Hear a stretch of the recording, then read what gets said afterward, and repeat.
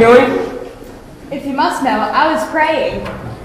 Not you're praying. What are you doing sitting at this table? I thought it was obvious. I'm having lunch. Not this table. This is a jock's table. Oh, I see. The jock's table. See, here, I thought it was the school's table. And since it is the school's table, this table was paid for by taxpayers' dollars. And since my parents pay taxes, you could say that this is my table. Huh? Exactly. Get all your mumbo jumbo. Are you going to leave, or do I have to persuade you? Is there a problem here? Yes. Is there a problem? What do you think, Chelsea? No. Is there, Daniel? This is the jock's table, and, I thought this table smelled funny. fine. Let me out. That's right. Just run along and do whatever you jocks do, which I can only imagine includes disgusting noises, smells, and foul language. We don't use foul language. They do make funny noises and smells. I joined the choir since you were in, and I thought maybe... She would love to, whatever you're attempting to say. Trisha! Pretty nosy, isn't she? Well, you don't have a clue, do you? Watch you, you get yourself in trouble. She does. All the time. Yes, please go. We only have 20 minutes of lunch left. You know I could have handled it. Sure, but why should we let you have all the fun? Well, thanks. Next time, just come sit at our table. Wait, I see someone I know. I'll be right back. Sid, is that you? Oh, hi, Sarah. I didn't know you were back. When did this happen? About a week ago. Well, that's great. We sure could use you in the choir. I don't think I'll be joining the choir. What are you talking about? Between you and Chelsea, I couldn't pick who had the better voice. Thanks for the compliment, but I don't. Remember when I used to babysit you? We had no secrets, remember? Now with it. I don't think my foster parents would let me. They work and couldn't drive me to and from. Foster parents? What about your mom? Talk to me, Sid. You know, No, I don't. your parents didn't tell you We're going around in circles here. Tell me what? that my mom is in prison. Not funny, Sid. I know. But I barely got to eat anything. Mom, we better get going. Right. Oh, sorry. Sydney, this is Trisha, and that's Chelsea, and this is Sydney. Hi. Hi. I used to live down the block from Sydney, and I used to babysit her after school in the afternoon until her mom came home. Then she moved. You have our sympathy having Sarah as a babysitter. Yeah, that could damage a kid for life. Funny. You go ahead. I'll catch up with you in a minute. Nice meeting you. Nice meeting you too. Listen, Sydney. Meet me at the bench on the bus stop after school. We need to talk. I don't know. Wasn't a request, Sid. Okay, but I can't miss my bus. You won't. I just know that it's good to see you again, and somehow this will all work out. Do you believe that? I don't know how, but I pray it will. So, yes, I believe you.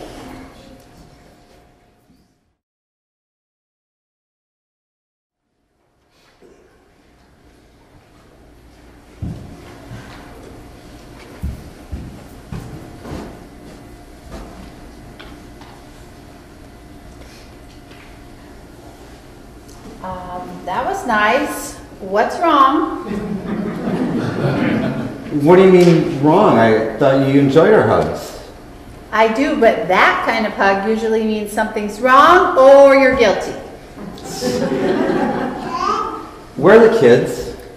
Nikki's at band, Daniel's at Clayton's, and Johnny's at soccer. Do you think we can sit and talk? Now you're scaring me. Tell me what the doctor said. I'm just going to come out and say it. It's cancer. Oh my gosh. Oh my goodness. Oh no. Oh man. I knew it. I should have gone with you. I knew it. What good would that have done? At least this way you had 2 hours less to worry. Tell me exactly what the doctor said. Well, my weight loss, loss of appetite, fatigue, and vomiting were all signs that something more serious was going on. I didn't know about the vomiting. When was that happening? Usually in the mornings, you're downstairs getting the kids ready, and I didn't want to worry you. Well, that's got to stop, Robert. I wish I could, but it's not easy. Vomiting has a will of its own, you know. Don't try to be funny. Now's not the time. You know what I mean? We're in this together. After 20 years, you don't have to shield me from bad news. I can't help if I'm kept in the dark. God, you make me so angry trying to be the strong one. My bad. Well, anyway, the MRI, biopsy, and lab tests all confirmed it. It's liver cancer. Well, there's treatment, right? Chemo or something? Yes and no. Well, what do you mean, yes or no? Well, there are treatment options like chemotherapy, radiation, surgery, or partial hepatectomy. The last one, partial what? Hepatectomy? It's where they remove part of your liver. Well, what does the doctor suggest? He hasn't yet. Well, I would think time is of the essence. I mean, the sooner we start treatment, the sooner we get it behind us. Christy, I want you to listen to me. No interruptions, okay? Just listen. Okay.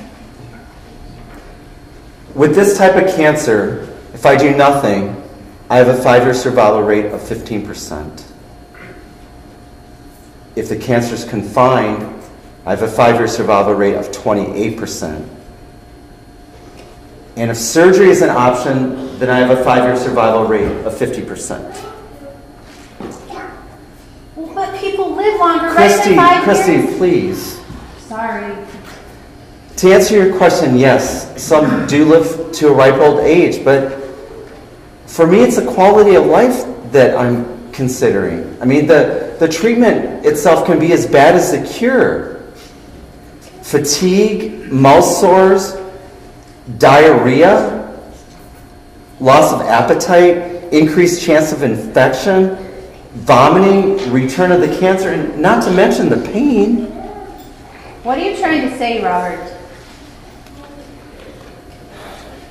If I do nothing, I have 2, maybe 3 good years. If I choose the treatment, I have 2 years of feeling miserable. And then maybe 5 years. Or the cancer could come back, and I would have a lot less. I don't think I like where you're going with this. I guess what I'm saying is that I would rather have 2, maybe 3 really good years with you and the kids than become a burden, lose the quality of life that we have, draining you and them both emotionally and financially, and having you watch me waste away. I would hate that. Don't be a martyr, Robert. I mean, you're strong. That's why I married you. Because you were strong. You stood up no matter the odds, no matter the size of the fight. Don't stop now. This is not just about me, it's about us. Exactly, it's about us. And there's a lot of fight left in us Hendersons. I know that. Well, then let's fight. This may be about us, but when it comes down to it, this is my decision. Okay, let's do this. One step at a time. We'll go to the doctor together. We'll listen to all of the options, and we'll make a decision together. I knew that was coming. Agreed? Agreed. What about the kids? I think they have the right to know. That they do. Do we tell them tonight? Tonight. The sooner we start praying about this, the better. Prayers. Maybe I should have been doing a lot more of that earlier. Now it might be too late. It's never too late.